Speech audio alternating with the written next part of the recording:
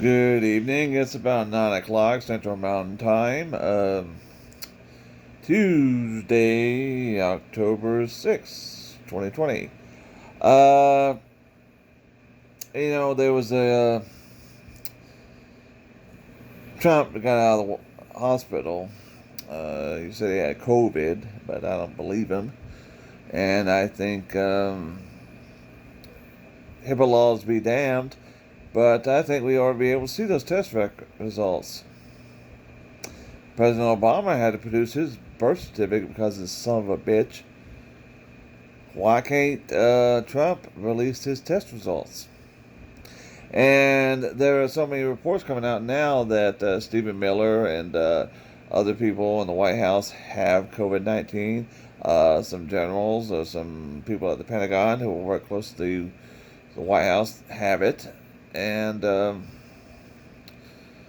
that could be that maybe Hope Hicks or somebody else had it. But if Trump is a systematic, if he does have it, if he's contagious, then the fucker should be in the hospital. And of course, in a totally dick move that is totally Trump, he has basically said that we're not going to do the stimulus package, second stimulus package of the year until after the election when I win, when he wins. I mean, uh, and I knew this was going to happen. I knew we weren't going to have another stimulus package, and I actually thought that maybe they might try to do it during the month of October this month, as kind of a last ditch effort to curry votes. But I think at this point in the game, there is no point trying to get any undecided voter to vote for Trump. I think if you're undecided at this point, you ought to just stay home. I mean, I know a lot of people are going to say, well, that's not what democracy is all about. Well, I still want to know what I still haven't made up my mind. And, I never will say this, but I'm getting so sick and tired of voters being so narcissistic, egotistical maniacs about this shit.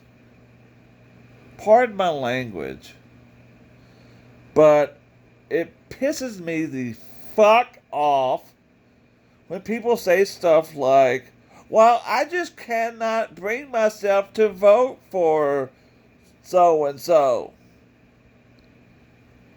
Then stay home. Don't vote. It's not about you. You're not voting for yourself. You're voting for other people. That's what it's about. You're voting for your kids. You're voting for your grandkids. You're voting for your neighbors' kids, their grandkids. And that is what angers me so much. And I have several friends who are teachers, educators. You have these whining baby boomer, whatever you call them. They have found, in several states, they have found a loophole in which if they don't have kids inside a school district, they can be exempt from paying those taxes every year. And I think that's the worst thing possible. Worst thing possible is because somebody paid for their kids to go to school. Somebody paid for me to go public education. It wasn't the best place in the world to go, but the alternative was going back 100 years and working in a factory. So, I get really annoyed by people who act like voting for a candidate is like choosing a person you want to date. What angered me so much about the 2000 election was they said, well, George W. Bush is the type of person I want to have a beer with. Well, whoop-de-doo. I have several people I know of I would love to have a beer with. I did a lot of drinking back then around the 2000 election. And I can guarantee you not one single person would I ever consider running for president and voting for them. Why? Because they are not the type of people who should be choosing these decisions, making these decisions for our country. Oh, sorry, having to my hands having some problems with my hands here, but I'm not surprised that Trump is now saying they're going to start doing the stimulus package, because I would not believe they would even have done it so far, and especially after last week's debate debacle and after this whole COVID-19 thing with the White House. It may be true. He may have it. If he does have it, like I said, he gets to feeling better, blah, blah, blah. But he is acting like an asshole right now. And another thing that really angers me, I know several people like this, I hate people. Well, that's a little too harsh a word. I don't like it when people have illnesses, accidents, injuries that are so life-threatening, so life-changing, that you think they would be spending their time afterwards doing better for everyone else or themselves, and they just go back to being the most awful people they were before, sometimes worse. I've known several people like this, and they've overcome cancer, they've overcome illnesses, they've overcome accidents, they've overcome injuries, and they are the worst people in the world you'd ever want to spend 10 minutes with. And I know people are going to say, they've had to go through a lot. Yes, but there are other people who have gone through horrible things like them, and they come out with a different disposition on life. So this whole thing with Trump, maybe it was used to scrounge up votes. Maybe he's just trying to get sympathy votes, and this whole thing with the stimulus package saying he's not going to approve it until after the election when he wins, if he wins, that is extortion. And I hope and pray that Biden wins. And I know a lot of people are going to say this is sour grapes and we shouldn't do this, but damn it, we should go after this administration with every criminal violation prosecution available. Because this is extortion.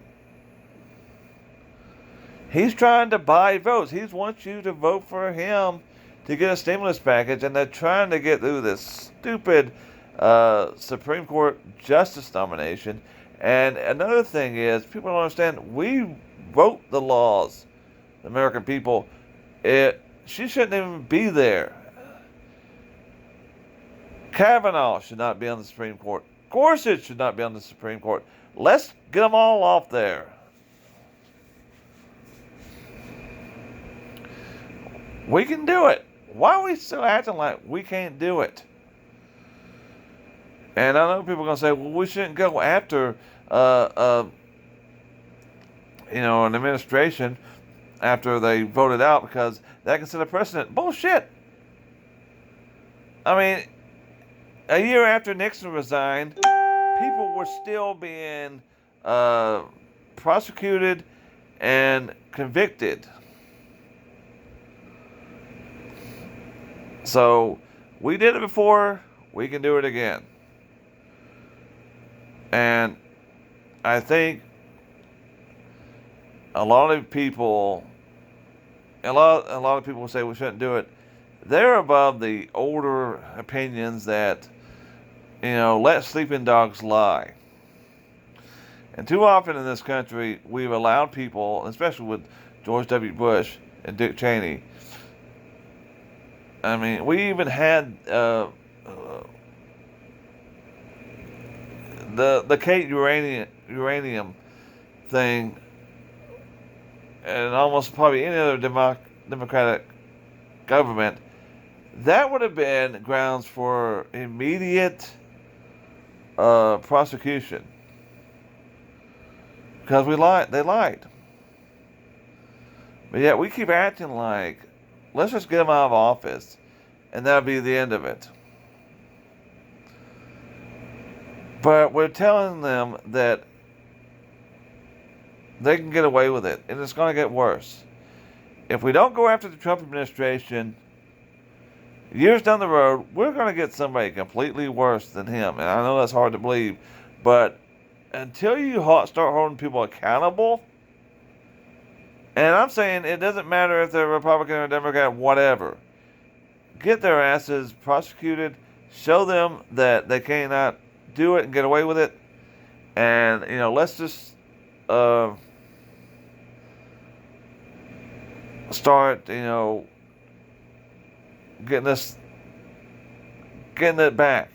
And I hope millennials, and I hope Generation Z, and I hope you Generation Xers will get off your high horse, especially you Generation Xers, and the rest of you boomers who are still living, and put a stop to this, because it's going to get worse, and we don't need to get worse. And I know some of y'all are still going to say, well, two-party system, we just need to do away with the two-party system. This is the ultimate way to do it. A lot of millennials, a lot of Generation Z, Zoomers, Generation Xers don't like the two-party system. And the only way you're going to get rid of it is that if you vote these people out and you put people in office who will change it. But you're not going to get anywhere if you don't do anything. I know I just said don't vote. And it's funny that it's about 3 or 4 weeks away from the election, and you hadn't heard squat about Joe Jorgensen, who's the Libertarian candidate. And you probably won't hear much, because I think they've learned their lesson after the 2016 debacle. And, I didn't think Gary Johnson was a good candidate. I don't know if Joe Jorgensen's a good candidate. I hadn't heard a single thing about her. I think the Libertarians know how crucial this election is, and how crucial it is to their party. So,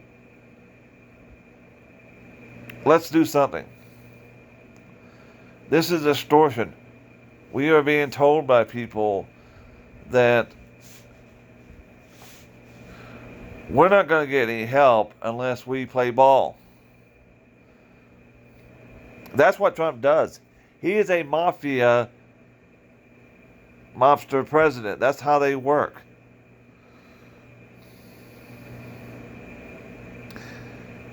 And he should never have been in this position in the first place.